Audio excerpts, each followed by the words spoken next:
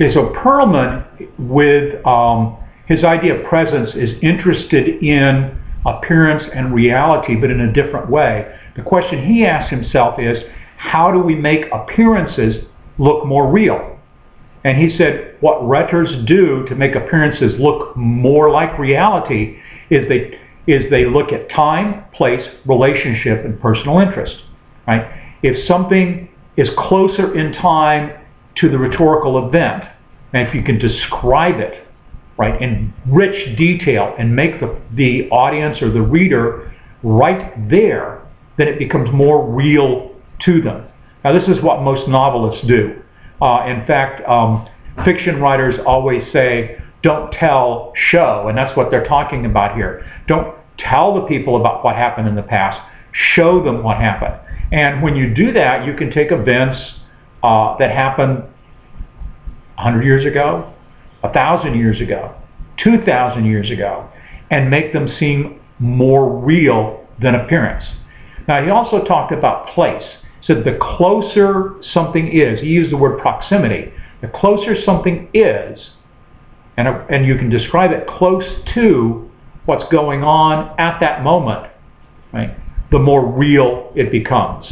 Some examples of that are, and I gave you that example in the actual writing, when an event happens somewhere where we are, it's more convincing, or even someplace like where we are. In other words, if there is a,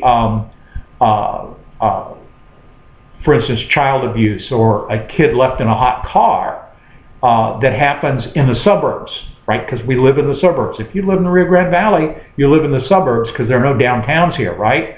And if you're describing it in that way, and you're describing the people there like at a playground or something like that, you're not talking about geographical place, but you're talking about the imagery of place. So the more like an event you describe is like where you are, the more it is reality rather than appearance. Same thing with relationship, right? Most of you, when you hear something about somebody who's your age or who's a college student, or who's Hispanic if you're Hispanic, or Anglo if you're Anglo, somebody who resembles you in some way, if they're into sports, if they're in your major, you are more interested in them, and it becomes more real than appearance. Finally, personal interest, and that sounds very similar, but in fact, now that I think about it, I think a major or a hobby or something like that would be more in personal interest. But you'll notice one of the things I want to point out is how these change when you move from an oral speaker, and this applies to both Burke and Toulmin as well, when you're talking less about an oral speaker, about a speech, and you're talking about digital communication, because that's the age we're in, right?